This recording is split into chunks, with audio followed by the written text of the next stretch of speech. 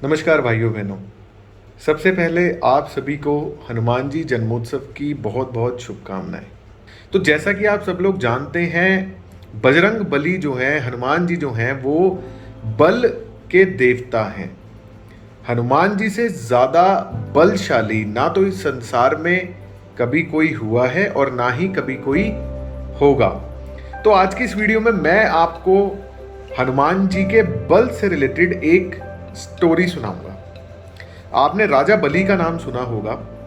राजा बलि ने तपस्या कर करके बहुत ही ज़्यादा शक्तियां हासिल की और उनको एक वरदान प्राप्त हुआ कि जब भी कोई व्यक्ति उनसे अखाड़े में लड़ने आएगा तो उस व्यक्ति की आधी शक्ति जो है वो राजा बलि के अंदर ट्रांसफर हो जाएगी और राजा बलि से कोई भी जीत नहीं पाएगा। इस वरदान के चलते राजा बलि ने बहुत से बड़े बड़े योद्धाओं को पराजय किया और बहुत से बड़े बड़े योद्धाओं को हराया युद्ध में। और राजा बलि को अपनी शक्ति पे बहुत ज्यादा अहंकार हो गया कि मेरे से बलशाली संसार में कोई नहीं है और कोई भी व्यक्ति मुझे हरा नहीं सकता। इस अहंकार के चलते राजा बलि ने एक बार रावण को भी अपनी काक में दबा लिया और 6 महीने तक वो रावण को भी अपनी काक में दबा के घूमते रहे। रावण जैसा पराक्रमी महाशक्तिशाली योद्धा, बाली ने उसको 6 महीने तक अपनी काक में दबा के रखा।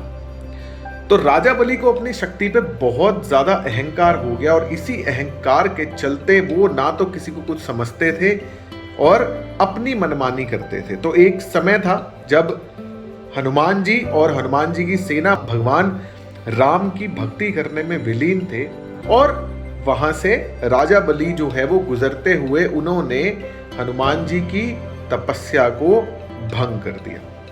जब हनुमान जी की तपस्या भंग हुई तो हनुमान जी ने राजा बलि को समझाने की कोशिश की कि तुम्हारे पास जो इतना बल है, जो इतनी शक्ति है, उसे मानव कल्याण के कार्यों में लगाओ, ना कि तुम उस शक्ति का घमंड करके उसका अहंकार करके सृष्टि का सर्वनाश करो। लेकिन बलि तो अपने अहंकार में डूबे हुए थे, उन्हें कोई हनुमान जी की कोई बात उनको समझ में नहीं आई। तो उन्होंने हनुमान जी के साथ साथ हनुमान जी को यह कह के ललकारा कि तुम जिस व्यक्ति की भक्ति कर रहे हो मैं उसको भी हरा सकता हूं। यह बात हनुमान जी की बर्दाश्त के बाहर थी, क्योंकि हनुमान जी भगवान राम के सबसे बड़े भक्त हैं और जब बलि ने भगवान राम को ललकारा तो वो चीज हनुमान जी के बर्दाश्त के बाहर थी। तो हनुमान जी बलि से युद्ध करने के लिए तैयार हो गए और अगले दिन सुबह का समय जो है वो निश्चित किया गया युद्ध के लिए। जब ब्रह्मदेव को ये बात पता चली कि हनुमान जी बलि से युद्ध करने जा रहे हैं तो ब्रह्मदेव ने हनुमान जी के पास आके पहले तो उनको मनाने की कोशिश की कि आप बलि से युद्ध ना कीजिए, वो मर जाएगा, क्योंकि वो आपकी शक्ति के बारे में जानता नहीं है। तो हनुमान जी ने कहा कि अगर उसने मुझे ललकारा होता तो मैं फिर भी रुक जाता, लेकिन उसने मेरे भगवान राम को ललकारा है तो वो मेरी बर्दाश्त के बाहर है और मैं युद्ध जरूर करूंगा, मैं युद्ध करने जरूर जाऊंगा। इस पर ब्रह्मदेव ने हनुमान जी से केवल एक रिक्वेस्ट की कि जब आप कल युद्ध के लिए अपनी कुटिया से निकलेंगे तो आप अपने बल का सिर्फ 1/10 लेके जाएंगे और 90% अपने बल का जो हिस्सा है वो आप अपनी कुटिया में अपने घर में छोड़ के जाएंगे। इस पर हनुमान जी जो हैं वो ब्रह्मदेव की इस बात पर एग्री हो गए कि जैसा आप कहें, मैं सिर्फ अपने बल का 1/10 हिस्सा लेके जाऊंगा बलि से युद्ध करने और 90% हिस्सा अपने घर पे छोड़ के जाऊंगा। समय अनुसार बलि जो थे वो अखाड़े में पहुंच गए और हनुमान जी ने, बजरंग बली ने जैसे ही अपनी कुटिया से बाहर कदम रखा, अपने पूरे बल का सिर्फ 1/10 हिस्सा लेकर बलि के शरीर में एक बहुत ज्यादा शक्ति का अनुभव जो है वो बलि को होने लगा। बलि के अंदर हनुमान जी की 10% शक्ति का आधा जो था वो बलि के अंदर ट्रांसफर होने लगा।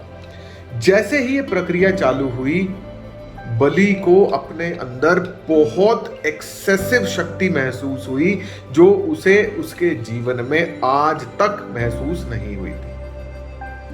हनुमान जी थोड़ा और अखाड़े की तरफ बढ़े तो बलि का शरीर जो था वो ऐसा हो गया कि वो उस शक्ति को अब संभाल पाने के लायक नहीं था, उस शक्ति को संभाल पाने के काबिल नहीं था। बलि की नसें फूलने लगी, बलि का शरीर फूलने लगा और बलि उस शक्ति को संभाल नहीं पा रहा था। इतने में वहां पे ब्रह्मदेव प्रकट हुए और जब बलि ने ब्रह्मदेव से इसका कारण पूछा तो ब्रह्मदेव ने बलि को वो सारी चीज बताई कि हनुमान जी अपने शरीर का, अपने टोटल शक्ति का सिर्फ 10% लेकर बलि से लड़ने आ रहे हैं और उस 10% का आधा भी बलि संभाल नहीं पा रहा। बलि का शरीर उस शक्ति को अपने अंदर संभाल नहीं पा रहा और बलि जो है वो अपनी शक्ति पे घमंड कर रहा है। तो बलि ने ब्रह्मदेव से माफी मांगते हुए, अपनी शक्ति का, अपने अहंकार का पछतावा करते हुए बलि ने ब्रह्मदेव से बचने का उपाय पूछा। तो ब्रह्मदेव ने बलि को बताया कि तू अखाड़े से दूर भागता रहे, जैसे जैसे तू बजरंगबली से दूर जाएगा वैसे वैसे बजरंगबली की शक्ति उनमें वापस चली जाएगी और तू बच जाएगा। क्योंकि अगर बजरंगबली ने अखाड़े में कदम रख दिया तो युद्ध से पहले ही तेरा जो शरीर है वो उनकी 10% बल की आधी शक्ति से ही ब्लास्ट हो जाएगा, फट जाएगा। तेरे शरीर में इतनी जान नहीं कि तू बजरंगबली के पूरे बल के 10% का आधा भी झेल पाए। ये शक्ति है बजरंगबली की, इसीलिए उन्हें संसार में बल के देवता के रूप में पूजा जाता है। वास्तु शास्त्र की अगर मैं बात करूं तो वास्तु शास्त्र में जो पावर, कॉन्फिडेंस और बल की डायरेक्शन है, शक्ति की डायरेक्शन है, वो है south south east direction. South south east की जो डायरेक्शन है, ये डायरेक्शन आपको वो शक्ति, वो बल प्रदान करती है जिसकी मदद से आप अपने सभी शुरू किए हुए कामों को एंड तक कंप्लीट करो।